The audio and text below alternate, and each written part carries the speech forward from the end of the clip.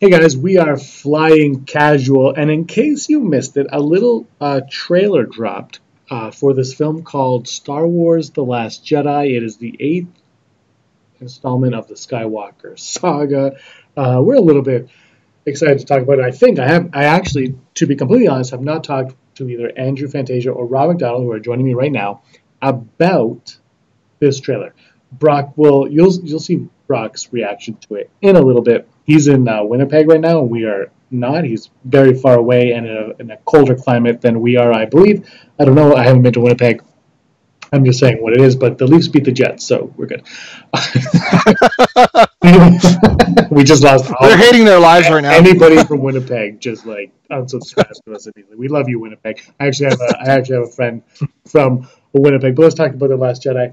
And Andrew, before we get started, tomorrow the three of us talked about the poster for The Last Jedi in an episode of Unleashed. Andrew, before we get started, we have a turncoat amongst us.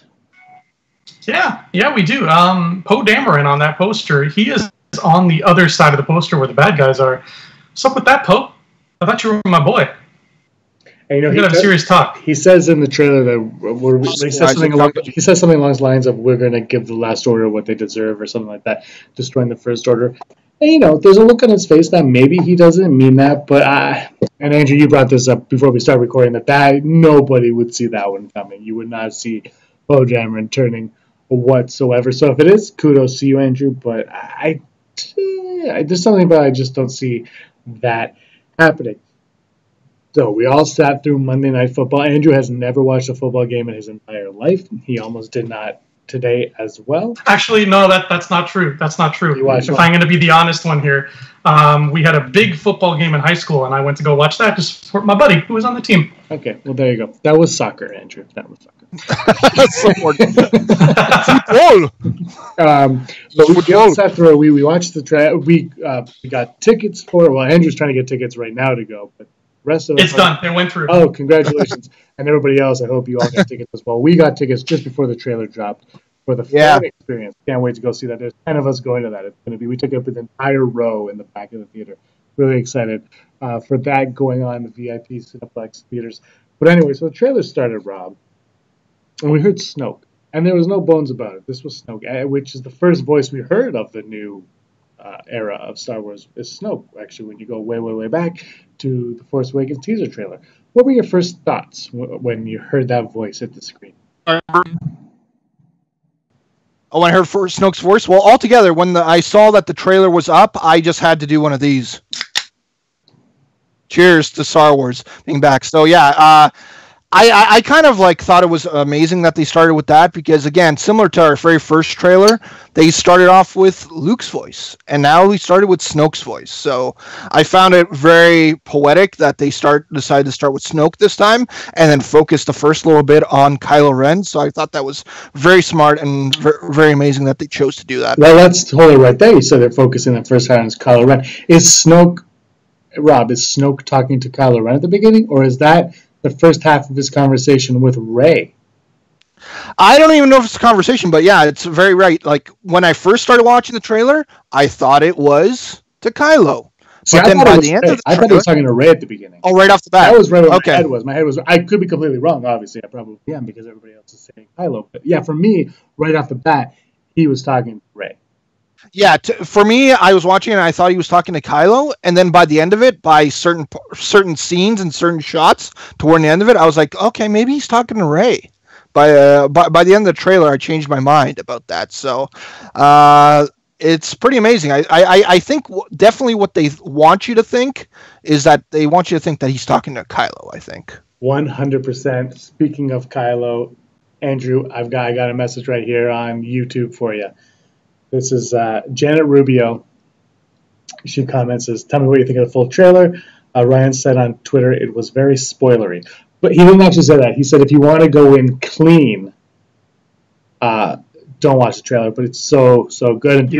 And people were manipulating his words for clickbait and saying that the trailer would be very spoilery. Mm-hmm. He called them out on that. Good for him, because that's not what he said. I'm going to give you my opinion on the trailer. But she is especially curious what Andrew thinks of the Reylo plot. That's right, Janet. Call me out on that one.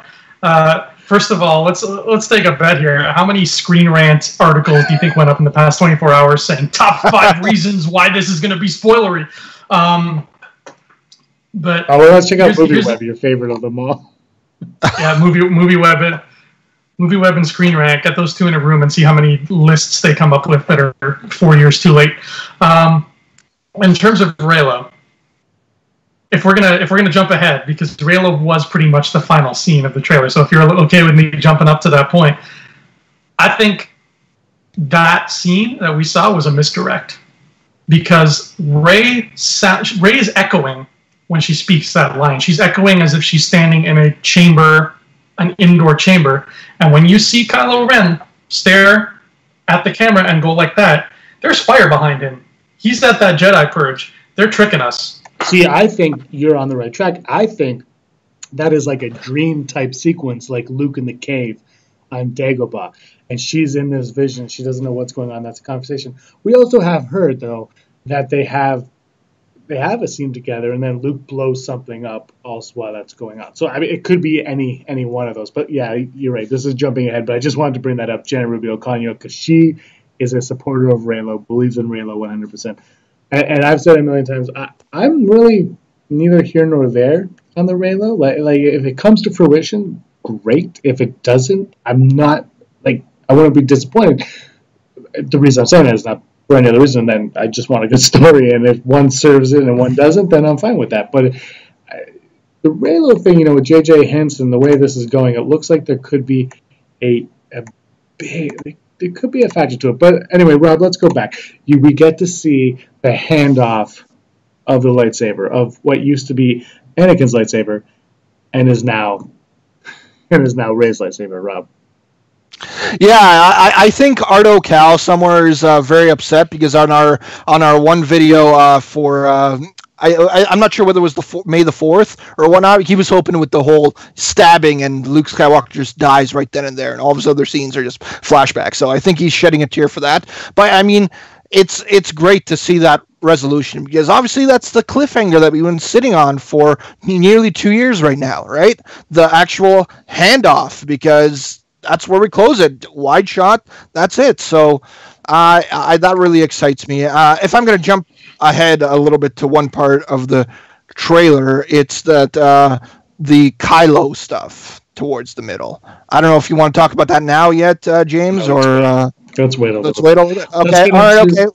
Let's get into this line. I just want to get this line going, Andrew.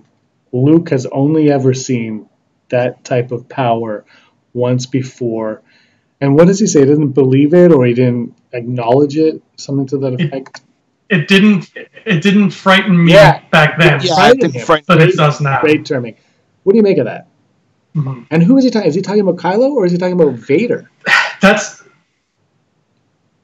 Sorry. Is he talking about Kylo or Vader or Snoke? But here's the thing. I know it's probably not Vader, but at the same time. And they tease to the Jedi Purge and his hand coming up and blah, blah, blah. But Vader would have been way more powerful than he was when he approached him. Do you know what I mean? And obviously the line isn't as impactful if it ends up being Vader. But anyway, this is over to you. My initial thought was Vader, yeah. But then when I stopped and think about it, I thought Luke was absolutely frightened of Vader.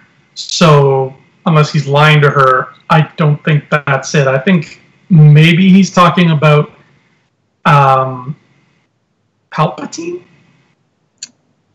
Palpatine was raw power that he didn't expect. He expected a powerful guy because Yoda told him not to underestimate him, but he was, pardon the pun, shocked at how powerful Palpatine was. I'll say this. If Rey ends up being a Palpatine, then that absolutely works. Mm-hmm. Yeah. No, I think that when he's talking about the power, I do think that he's talking about Kylo, and I think it's kind of talking in a really bit of a roundabout way, because obviously it begins with Snoke, and is he talking about Kylo? Is he talking about Rey? Whoever it is, he's talking about the power of those characters, and then that scene is reinforcing that in some type of way, because I think that this trailer was really trying to hammer home that these two really were these two prodigies, these two Force prodigies that have come out of the woodwork post Return of the Jedi, right? And I think that he was referencing Kylo Ren in that line, because he's talking to Rey and he's talking about this power, and I think that they're really like just talking about these two characters, and again how they're on either side right now, and one's been influenced by the dark side so far and the other one's getting influenced by the light side, and it's just these two trump cards, these two power plays literally for Luke, you could say, and for Snoke in a certain way, that again just seem to be the next big ones, right? The next big phenoms in a certain way for in the Force. I think you have a point there, Rob, because if it is Kylo he's talking about, that says a lot about what Luke knows of Rey's past. He wouldn't be surprised that Kylo is as powerful as he is, because he knows where Kylo's bloodline is coming from. He knows that that's a Skywalker thing. Mm-hmm. But if seeing Rey with the same amount of power frightens him, that might be Luke thinking, okay, I know where Kylo gets his power, but who the hell are you? Why are you as strong as us? I've never seen that before. So that makes sense.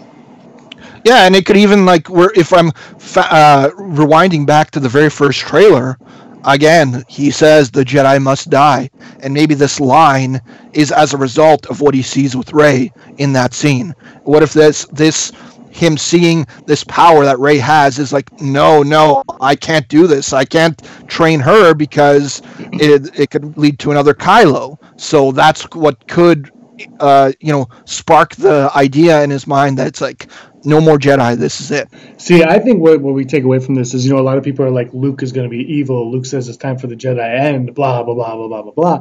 But really now, if you look at this trailer and the last trailer, what are we seeing? We're seeing a girl with power that Luke has only ever seen once, and it wasn't handled very well, obviously. There was an outcome of that power that did not turn out for anybody. And so now he sees another girl who says that she's always felt it, it's always been around her. That's what she says in the trailer, right? Like, it's always been this thing. And so now we find, these are answers for us, for why is she so powerful. But now we're finally getting it. Oh, she's always been one with the Force. She's kind of, which is a little, cheap, whatever, but we won't get into that. But so we're seeing that.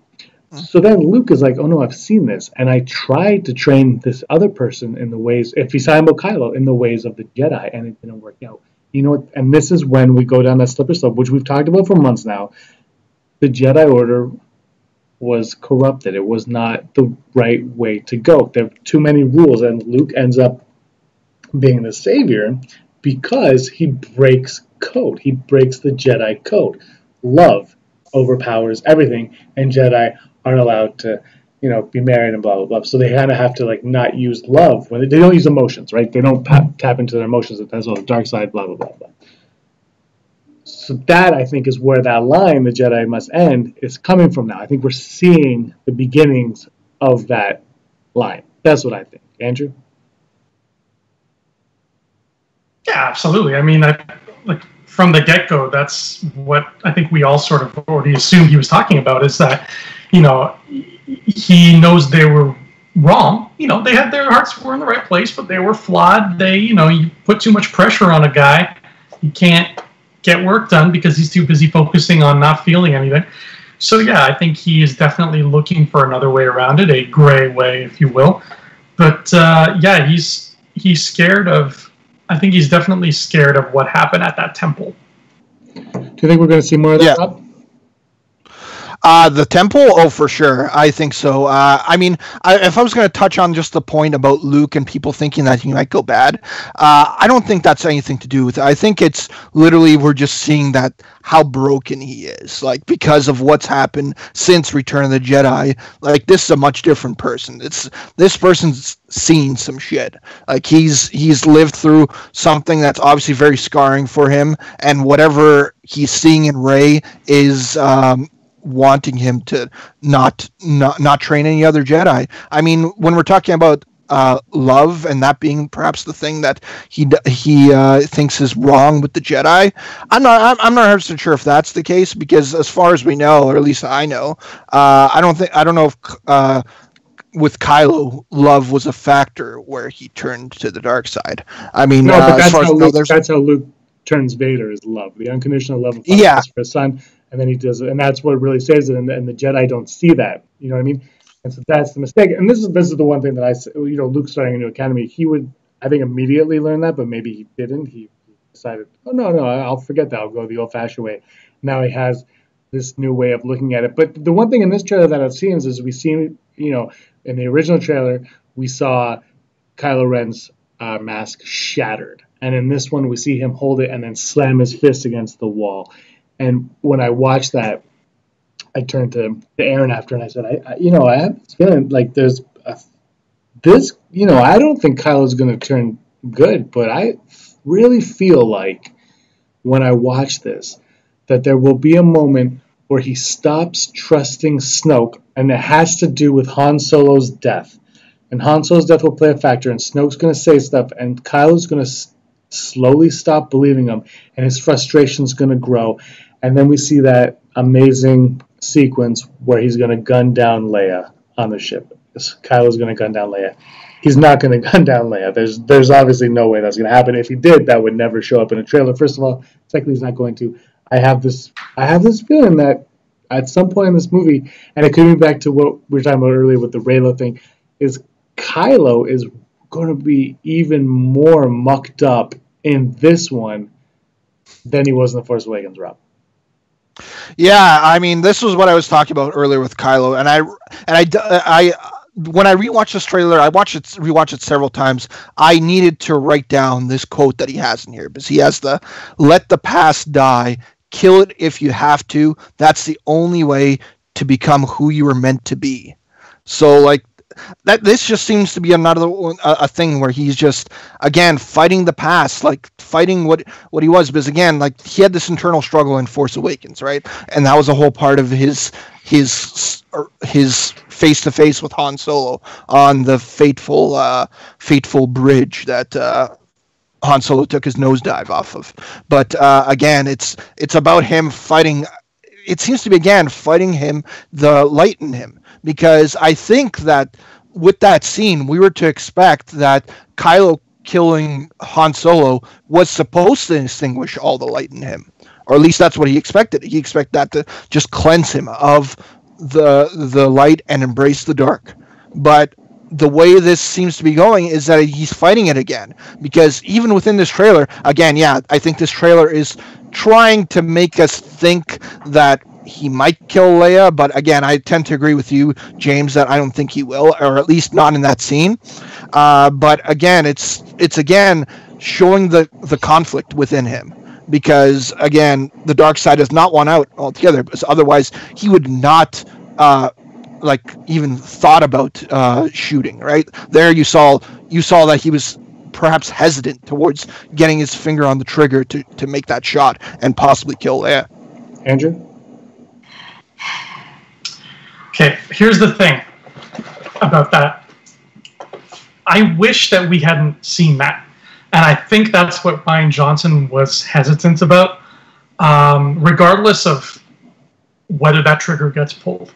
And I don't think it will at that point either. But regardless of how that turns out, I wish we hadn't seen that, because I believe that just the way the camera moved back and forth between them, I believe that we're going to get that audio thing where there's all this chaos around Kylo, he's in the cockpit. There's chaos around Leia because she's in a war room, and it's all going to go quiet.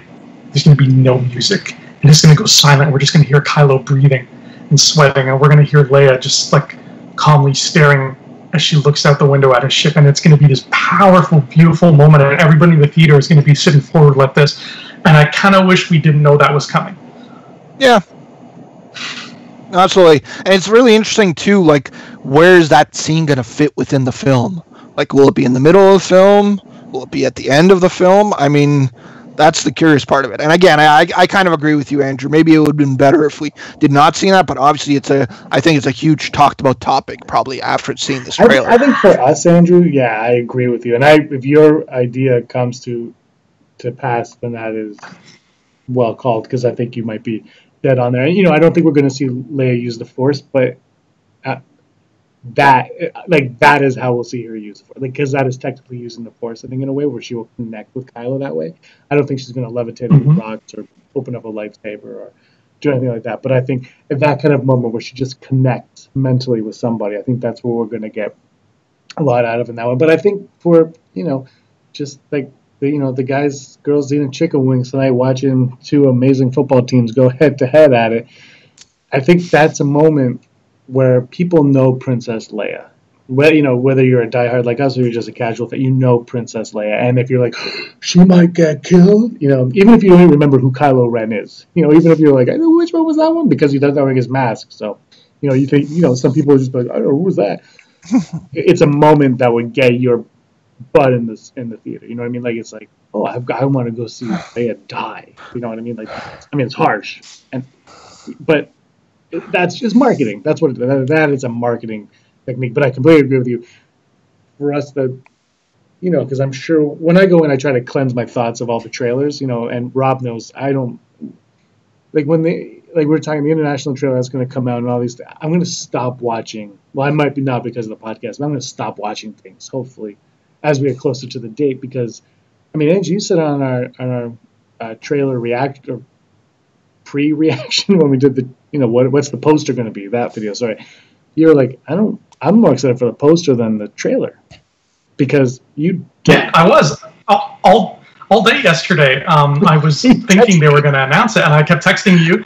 I was at my aunt's house for Thanksgiving, and I kept checking my phone, like, is the poster up? That was literally all I cared about this weekend.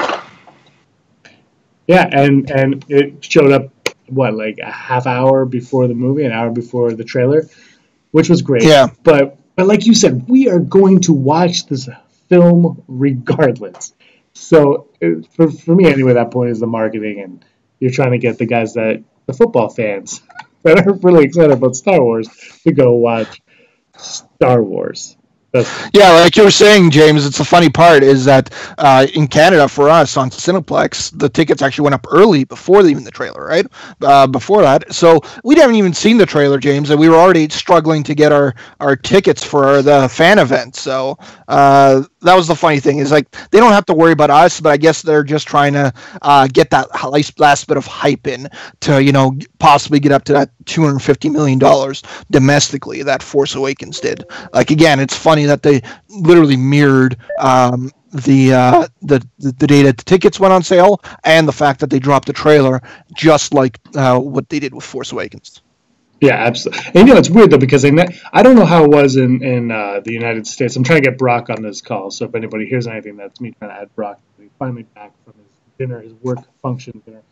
But I don't know how this aired in the States, because in Canada we take the American feed, we take your broadcast, but then we splice in our own commercials in the broadcast. So we watch our own.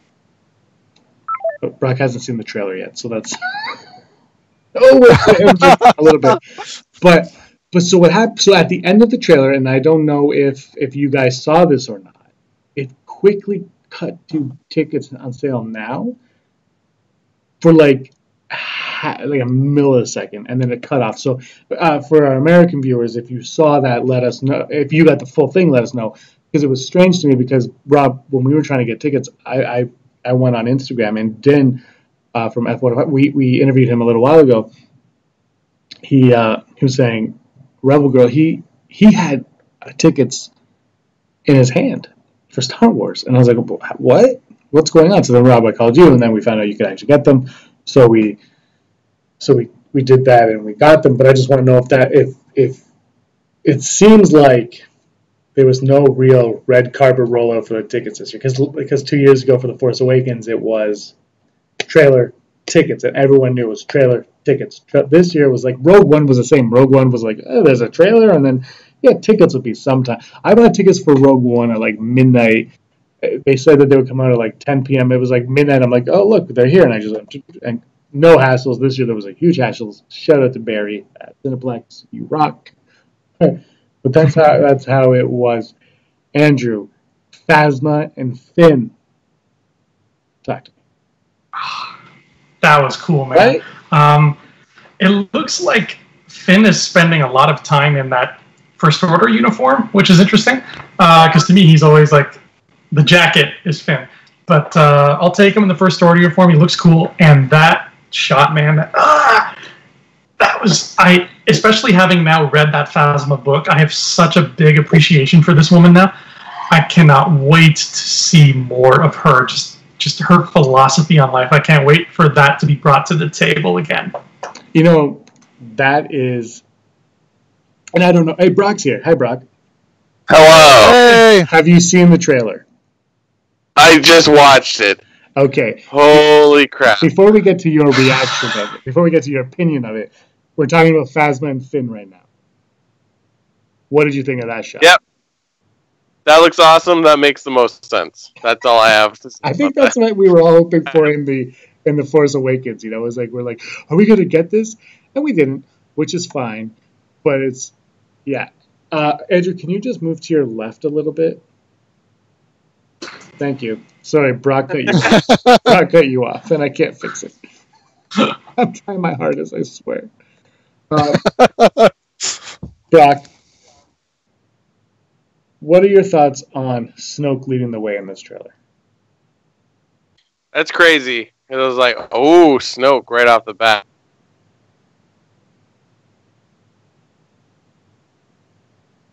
The Winnipeg internet is not working so well. Damn Travelodge. I don't know if we can wait. That's too bad. Brock, Rob, what are your thoughts on the Finn and Phasma? Well, I think ever since Force Awakens, we just wanted to see, is she going to be able to do something in this one? Is she finally going to do something aside from carry around a gun and tell stormtroopers to do things instead of actually doing things? And it looks like we're actually going to get that with her little staff, and it's probably going to be pretty cool. I look forward that to be a main sub rivalry within the film with Finn and Phasma, for them to get like a good like scene or two or something like that within this movie that just really makes me hyped up. I can't wait for it. So yeah.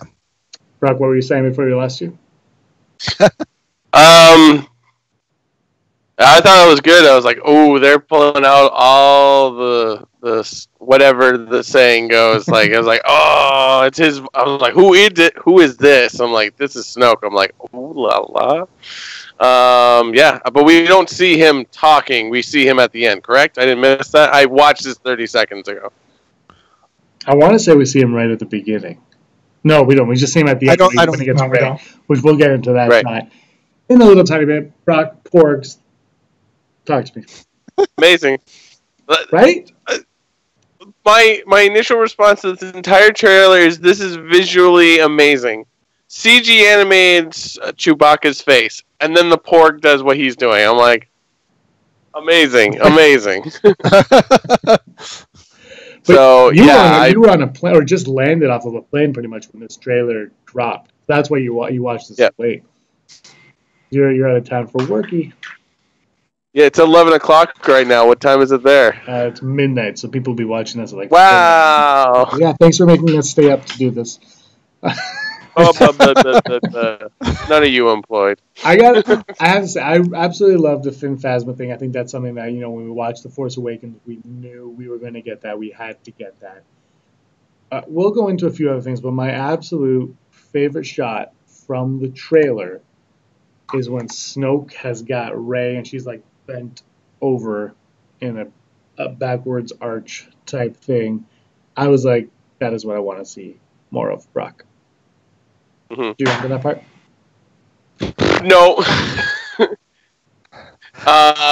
What really? I mean, you probably already talked about it, but like the end where it's like, I need someone to show me how to do this, and then it's Kylo putting his hand out. I'm like, what? Yeah, that's actually. Did you awesome. Did you think she was talking to Luke at that point? I don't know. I mean, again, this happened to me 30 seconds ago, so like. Fresh. It looks like it's all the same scene. It's amazing. I was sitting there, I'm like, oh, thank God. All the things we've been talking about for the last 3 months without any facts are coming to fruition. And we're like, yeah. I was watching it. I was like, I talked about that. I'm like, yes, you did. I love everything about this. Like, it's again, I gotta rewatch it, but there's so many things happening, and and like it looks like she's more powerful to the point that Luke can't even understand it because of that one part where she's like, "What?" So I don't know. It's awesome. I'm psyched. I can never understand how this franchise of movies can make me so excited all the time. Like it's just. I know when we got the fan experience tickets, and I called you, and my biggest worry was, what if I watch this trailer, and I'm underwhelmed, and I'm like, I have to go because the tickets were a little bit more than a normal ticket, and by a little bit I mean by a lot. And by a lot. Yeah, by a lot. And I was like, it'll be worth it because it's Star Wars and this is our thing. I was like, what if I'm underwhelmed by this? Because if we watch the movie and we don't like it, that's one thing because it's the hype beforehand. But I'm totally happy we got that now. Andrew just got his tickets while we started this podcast. He just literally just got his tickets while we did it. Do you think Poe Dameron's going to die, Brock? No, because he's the fastest pilot in the galaxy, and nobody can stop him, not even death. Well, actually, Andrew has a new theory that he's a turncoat. Ooh, man, that'd be interesting. Yeah, you wouldn't see that one coming. No. Yeah, it's like, like Agents of S.H.I.E.L.D. changes all their characters around because something happens in the movie, or like the comic book would be a whole lie now. It's like, oh my gosh. I want to see how they would possibly explain him being one of the main factors of destroying Starkiller Base, and then somehow he's a turncoat at the same time. That'd be a very interesting explanation. Well, he might have. If he says "Hail Hydra" in this movie, I'm down. Captain America just shows up out of nowhere. Guys, is Rose in this trailer? I don't think so. Neither is DJ. No DJ, no Holdo, no Rose. Yeah. Rose surprised me though because Andrew, we talked about this last week. Rose is everywhere. Like Rose is, I feel like it's her movie, but she's not in this trailer. I thought they would want to sell Rose a bit more. I think they're trying to do the whole Rey thing from last year, where granted Rose and Rey are probably different in characters, but they're like, look what we did with a female character that no one knew anything about. Yeah, let's try it with this, because marketing people are shameless. But it definitely looks like they are.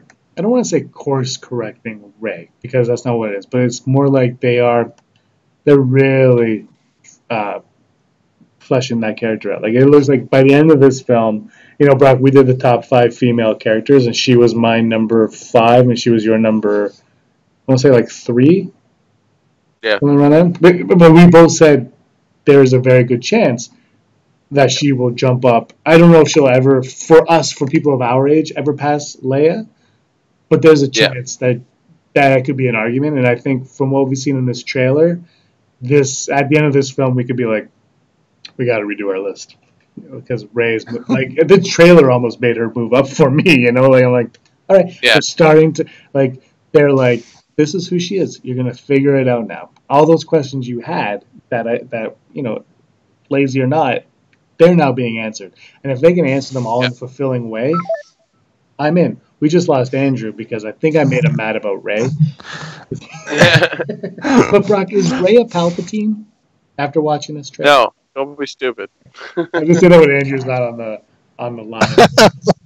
I mean, I think the problem that people still cannot comprehend is that, like, Force Awakens was a movie that had to be a sequel to a movie that came out almost 40 years prior.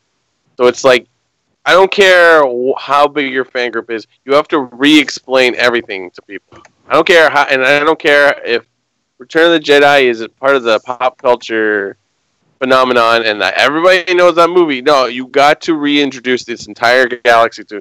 So unfortunately, Force Awakens had to be a reminder of where we were, and like, so instead of just having the main characters come along, let's just make the new characters sort of explain this galaxy to you again. So they are kind of like, they're all similar to the original cast, but now now it seems like there's going to be a huge change up. I don't know. Like, I'm all in on this movie.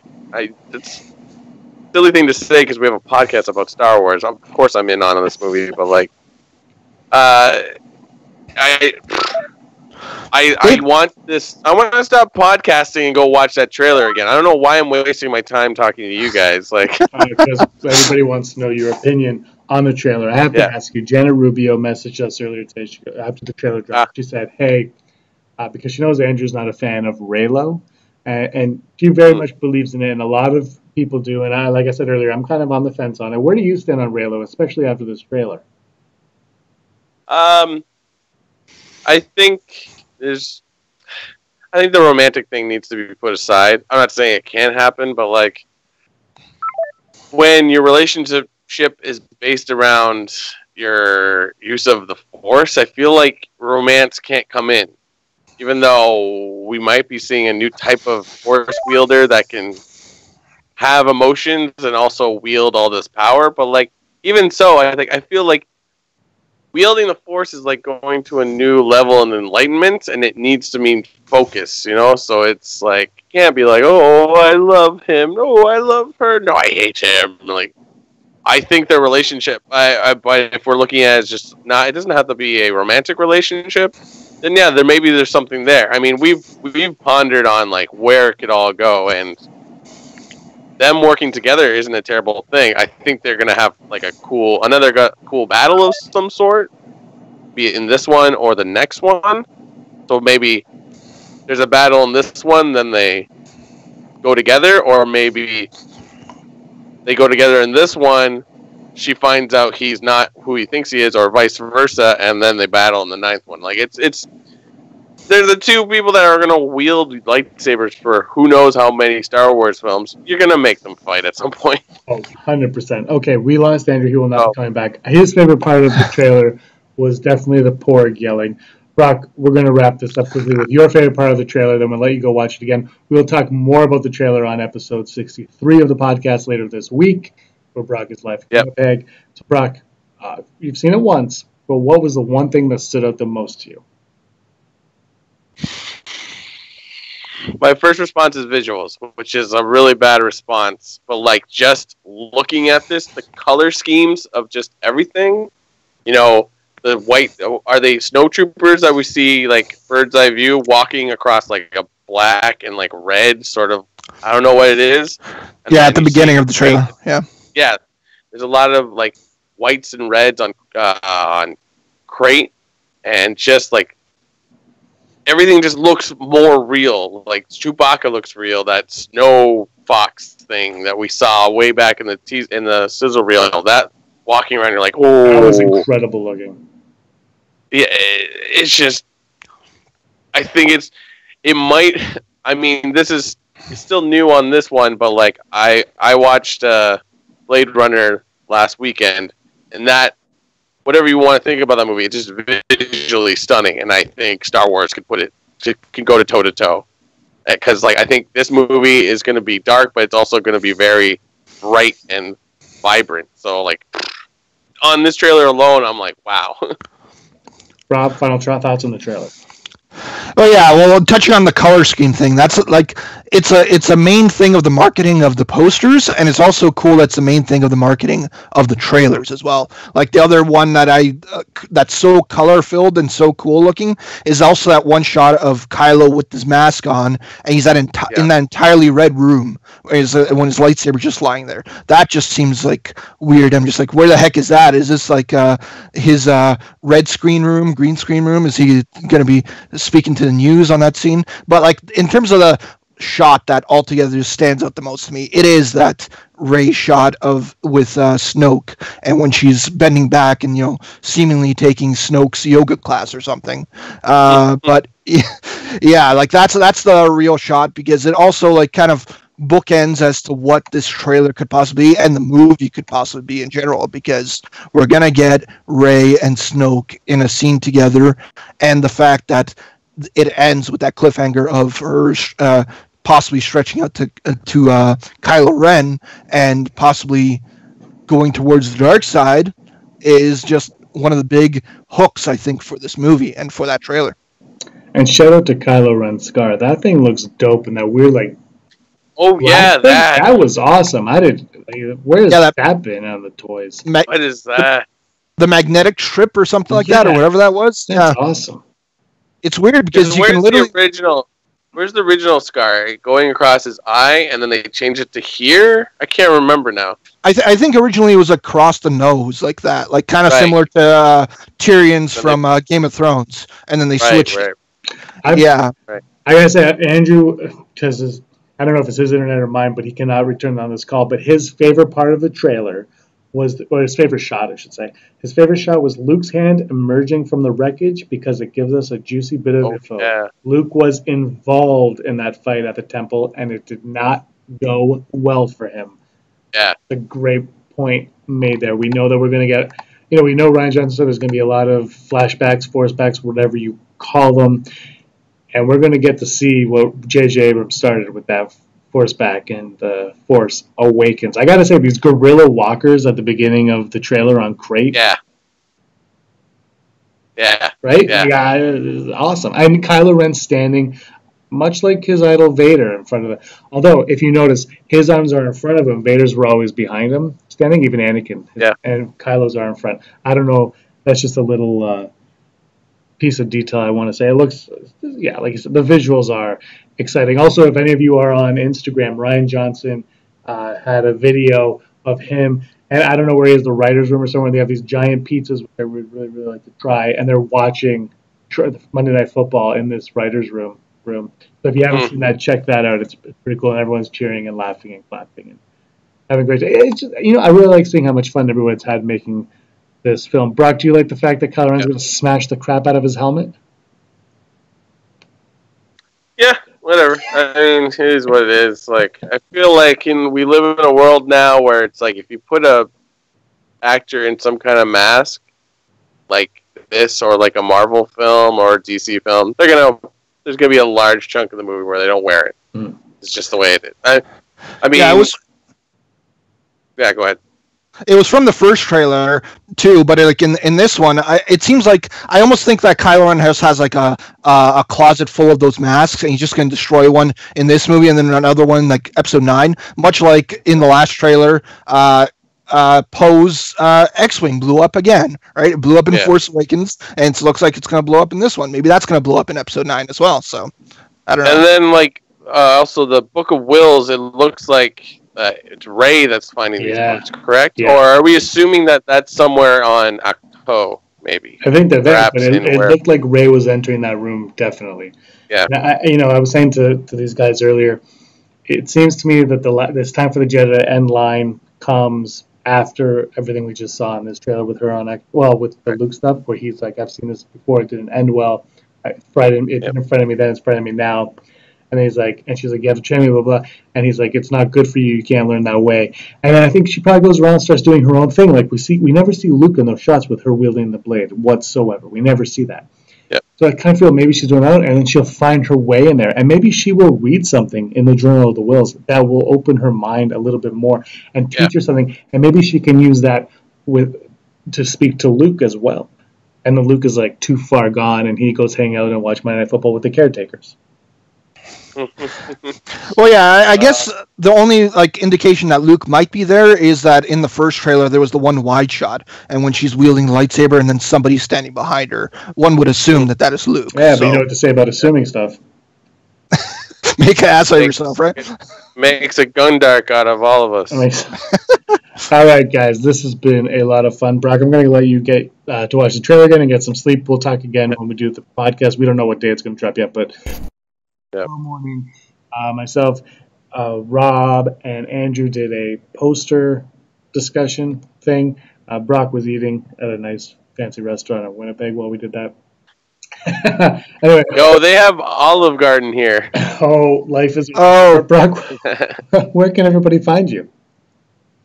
Winnipeg, Manitoba. No.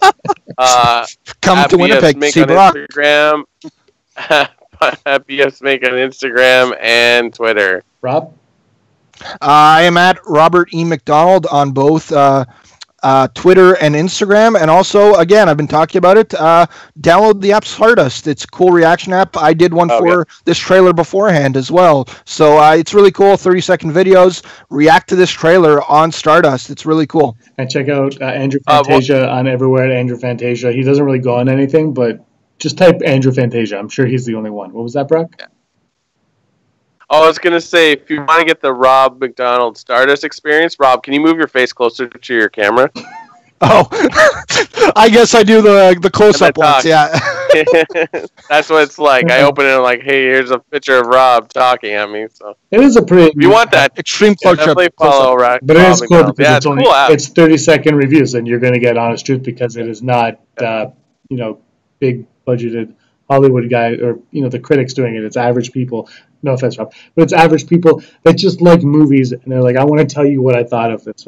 Anyway, guys, you can find me everywhere at Petsafina, including PlayStation 4, where you can 100% kick my butt at Battlefront 2 because I am. Oh no, I got a 6-kill streak today, so I'm moving up a little bit on that one. Is today the last day of the No, beta? They've extended it until Wednesday, so you can play the beta until Wednesday. Yeah. I'm having a lot of fun. Rob and I are going to do a video on that in the coming days because Brock, he loves flying around in Poe Dameron's X-Wing. Nice. Yeah, I went on a huge kill streak. It was literally I was thinking about that scene from Force Awakens where Poe's flying around and destroys like 5 TIE fighters in a row. I was literally doing that earlier today, so it's pretty awesome. Yeah, cool. All right, so sweet. Rob's a braggart. Anyway, guys, thanks a lot for watching, and may the force of others be with you. Porks.